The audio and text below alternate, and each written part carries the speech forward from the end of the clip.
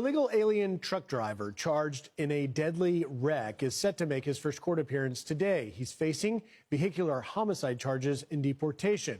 Florida's Lieutenant Governor Jay Collins personally escorting the illegal alien from the sanctuary state of California, where he was given a commercial driver's license.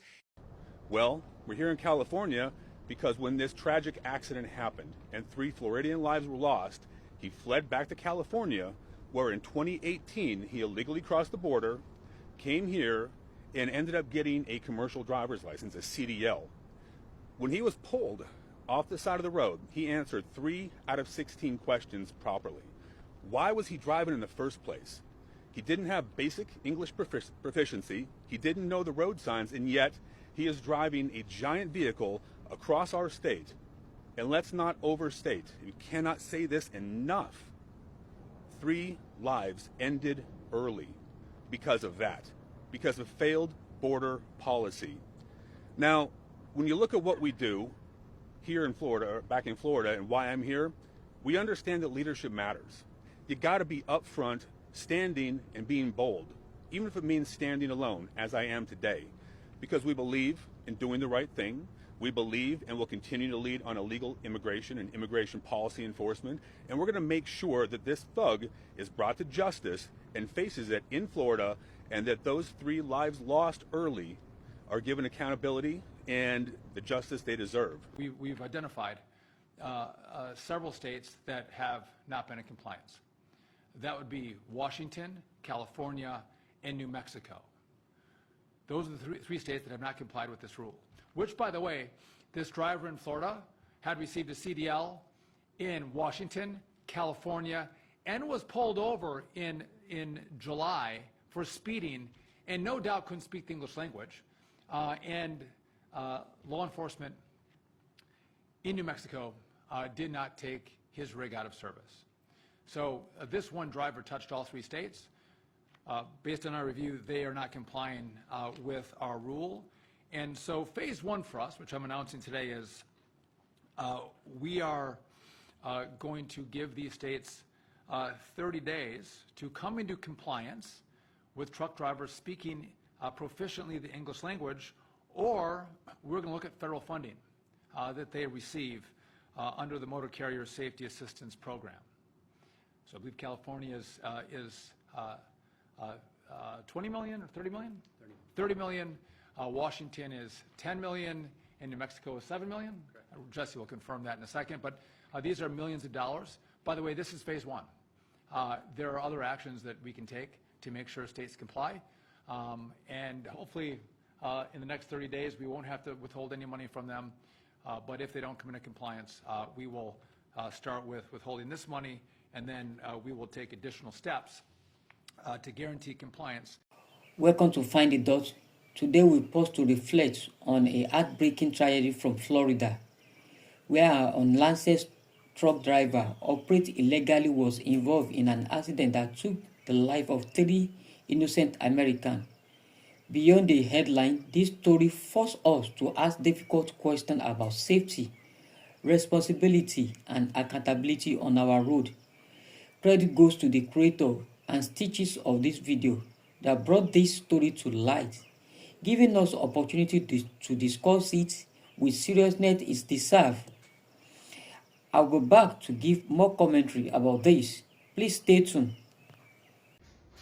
I keep looking at all these videos that people are posting about this Indian fellow that crossed 3 lanes of interstate highway down there in Florida. It resulted in the death of 3 innocent people. And all these other Indians are posting on the page and stuff. They're saying, everybody makes mistakes. This isn't fair. It's clearly racist. I'm stunned by that, okay? This guy killed 3 people due to an absolute negligence, okay? What he did is unheard of. You don't cross 3 lanes of traffic to do a U-turn on an interstate, okay? I don't care. You really shouldn't even have to understand English to know that. And people get on there and say, oh, well, he made a mistake. Everybody makes mistakes. What should we do with this guy? You know, give him a timeout? Tell him to be a better boy next time? I mean, come on, what the fuck is the matter with you people? He killed 3 innocent people. What if that was your family? Would you still feel the same? Just give him a spanking and put him on his way?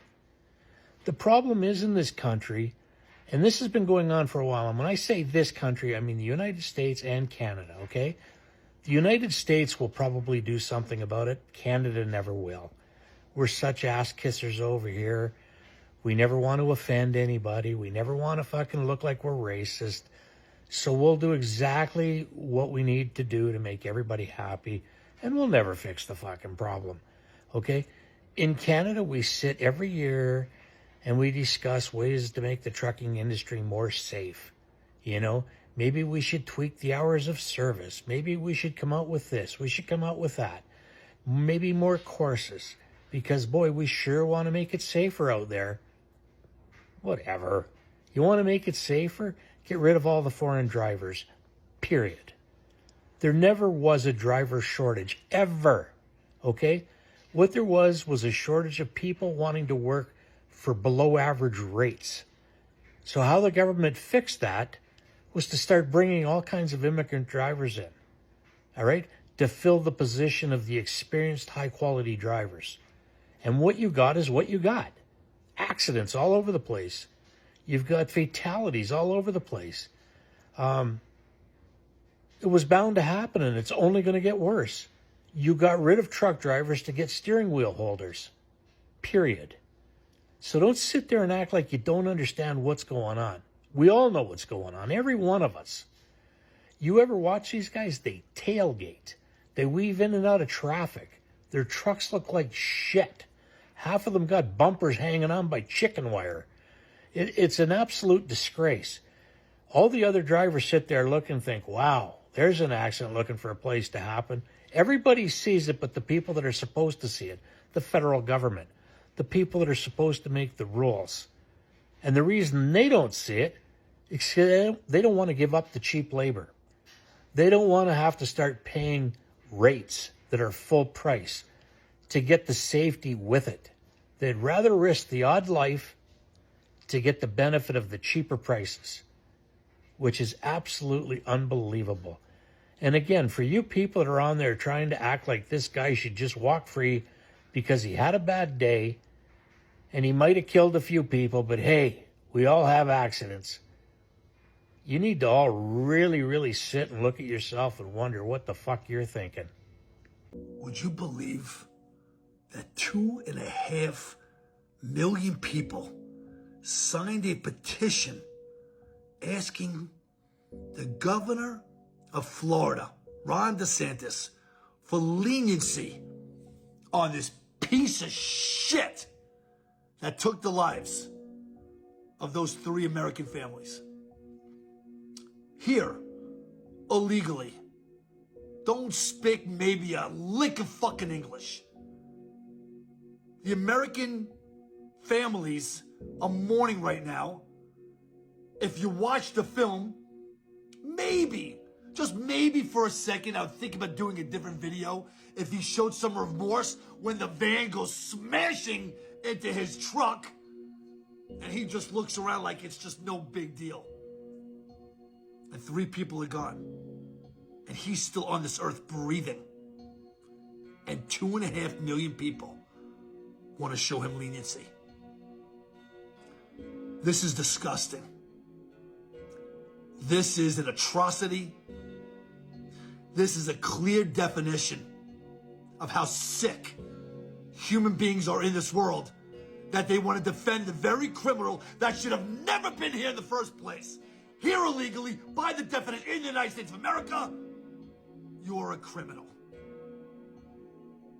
And Ron DeSantis, you want him to show leniency to this man from India that should have never had the privilege of meeting those people in the van that lost their lives that day by the illegal U-turn on a freeway, highway, because you had no fucking clue how to drive a truck. Because you were an illegal, because you were an immigrant. Oh my God. Governor Newsom hand-delivered you where Donald Trump told you, no, you cannot have it. You got a gift by Governor Newsom. I hope he just goes to sleep at night thinking about those families that lost their lives because he should have never given you that license to drive a truck. You didn't qualify. You should have been doing it. 2.5 million people want to show this man leniency. I'm going to give you 450 million Americans that want him out of this fucking country tomorrow. Millions of people in Florida signed a petition for the illegal immigrant who took the lives of 3 individuals as he made a U-turn on a busy interstate in Florida. And in Florida right now, they are cracking down on all illegal truck drivers. If a truck driver is pulled over at a weigh station, they will be asked if they are American citizens. If they are not, if they do not have immigration status here in America, and if they don't speak English, they will be put into custody. Just this weekend in Florida, an illegal immigrant from El Salvador was arrested for driving a semi-truck, and he had a CDL license from New Jersey. This illegal immigrant who took the lives of 3 individuals when he made that U-turn on a busy interstate in Florida, he could be serving many, many years in prison before he's deported. And 2 million people signed a petition begging lawmakers to show sympathy on this guy, to show sympathy for what he did, siding with the illegal immigrant and not worrying about the 3 Americans that lost their lives because we allowed an illegal immigrant to drive a semi-truck all across America. Remember, California and Washington State both gave him CDL license. Let me know your thoughts on this one. Florida has announced just recently that they're going to implement immigration authorities into the weigh stations. And the reason due to the fact of all the accidents that have been happening due to, unfortunately, people that are in here illegally and work visas. Meaning if you're here, you got your CDL, you most likely you either got it from sanctuary cities, meaning like Illinois, Jersey, California, and then all the pay-to-play buying CDLs. And due to the high volume of accidents has been happening every day, multiple accidents, and unfortunately some people get unalived in these accidents. What they're going to be looking for, first of all, in the process is if you're here legally or not, and where'd you get your CDL, and same thing with the work visas. When you got a work visa, obviously you're here, they're going to make sure you're here properly, legally, and then they're going to run you through the process. Are you able to communicate and all that good stuff? So I feel like this is going to start going to other states also, because if this works in Florida, obviously they're going to the numbers, they're going to keep paying attention to the numbers as they're implementing this and see if these accidents start going down. You know, accidents do happen, but there's some accidents that could be avoidable due to the barrier of language and stuff like that. As we close today's commentary, these heartbreak incidents remind us of the urgent need for safety, accountability, and compassion on our roads. Every life lost is a reminder that strong system and better practice must be put in place to prevent such tragedy. For government, this is a moment to revisit policy on road safety, licensing, and enforcement. Strong check on who is allowing behind the wheel of every truck, combining with better monitoring of companies that employ drivers, can help reduce risk. It is not about punishment alone, but about prevention, ensuring that unsafe situations never reach the road in the first place. For truck companies, there is also a great responsibility. It is faster to employ with correct documentation and training, ensure that everybody behind the wheel is qualified and authorized. Beyond that, companies must recognize the role of fair remuneration play in safety. When drivers are well compensated and respected, they are not going to cut corners, overwork themselves, or take unnecessary risks. By investing in drivers, both through proper paying and going through training, companies invest in the safety of everyone on the road. For citizens, the call to remain alert and proactive. We must report on safe driving, promote a culture of road safety, and support initiatives that human life are above profit and convenience. Change happens not only at the top but also at the community level, where voice can demand accountability and better standards. Finally, as we remember the 3 lives lost in this tragedy, let us committed to honor their memory by pushing for meaningful change.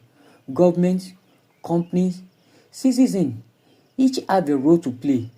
Together, we can ensure our roads are safe, our drivers are better supported, and our community more secure. This has been Find the Dots.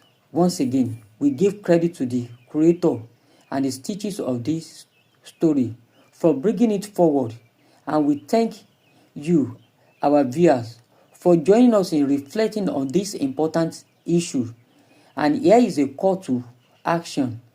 Let's encourage truck company, community, policymakers to work hands in hand in safety campaign, because protecting lives on our road is our responsibility as we share.